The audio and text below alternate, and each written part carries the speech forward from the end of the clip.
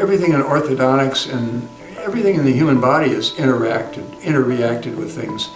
And for example, when we advance the lower jaw and bring it forward, create growth, we create more growth in the lower jaw when we do that. I could never understand why we ever did that, but when I look at sleep issues, to bring the mandible forward, bring the lower jaw forward, you open up the airway, which brings more oxygen into the lungs, which affects the brain, the immune system, the endocrine system.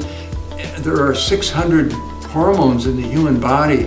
We have no idea what all these effects have on young children, for example, that are affected from birth on. And if we can get a hold of these children, even before 2 years of age, the dentist is capable of advising mothers on how to best treat their children, what kind of nutrition they should be giving their children instead of feeding them all the things that are harmful. There are a few people in dentistry that have made major contributions. A profession is really, really hard to change. The trajectory of a profession. If you could move a profession even, let's say, 5 degrees, you are a giant in that field.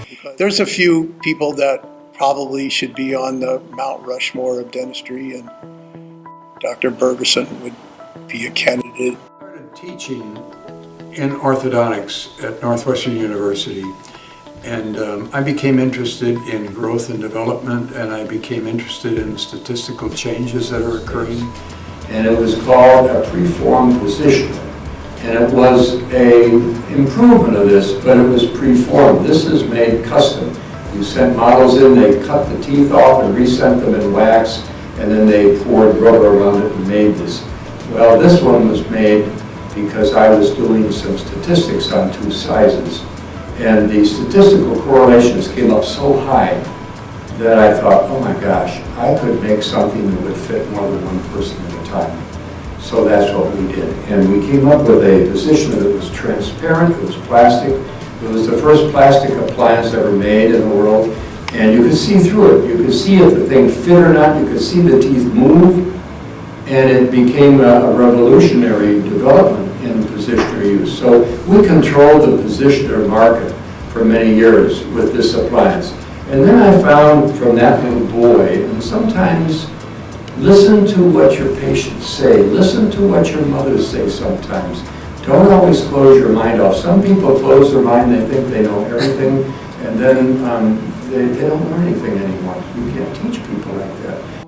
All of these things seem to come together, and as far as doing orthodontics, I've always wanted to do something in the simplest and easiest way that would benefit the patient or benefit the amount of fee that a patient has to pay. So I've become very interested in sleep issues. Which is going to straighten the teeth. This is going to straighten her sleep problems, and the other one's going to straighten her teeth.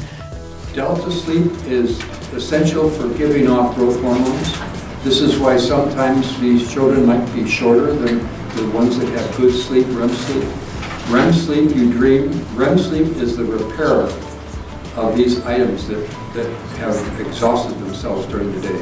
And it cleans out the toxins between the brain. The chemicals that are found in their intercellular fluid that flows between the cells of the brain, beta amyloid, is the same chemical that they find in Alzheimer's and dementia patients. The dentists in particular, and the pediatric dentists, see children from about 2 years of age on, and they're perfect people to be able to promote some of the sleep problems and their corrections that we need. The dentist, for example, can widen the upper arch, increase the nasal breathing. They can cure mouth breathing, which is very disastrous for the lack of oxygen for a child. So many of these things that the dentist is capable of treating can even see a child at 2 years of age or even younger and have a tremendous influence on that child's future development. Notably, 1953, REM sleep was discovered. 13 years later, dement with sleep apnea. In 81, the CPAP machine, and in 1970, sleep labs at Stanford. PSG in 74, Christian Guilleminault, UARS, in children in 83, adults 93. Simultaneously, Gold links FSS to SDB. For 25 years now, research pours in from all over the world. But wait, let's go back to the future. Dr. Earl Bergersen was developing Ortho Tain in 1967. And as the world identified what was happening with our population, Dr. Bergersen was patenting a solution, not so much for the adults who were fully expressed in the consequences of oxygen deprivation and airway impaired sleep, but through his own discovery in the one place we could change the future, in the children. Now, in 2017, the ADA makes a statement on the role of dentistry in SRBD. In 2018, they will hear testimony and take a permanent position. Much larger segments of children that never have that opportunity. And as I developed that, I found that every time I looked at something, even in my own practice, that was so complicated and convoluted to get some change, sometimes an easy way of doing it would come to my mind, and then I would work on that. And I would never take no for an answer from anybody, because there's always a way to solve a problem.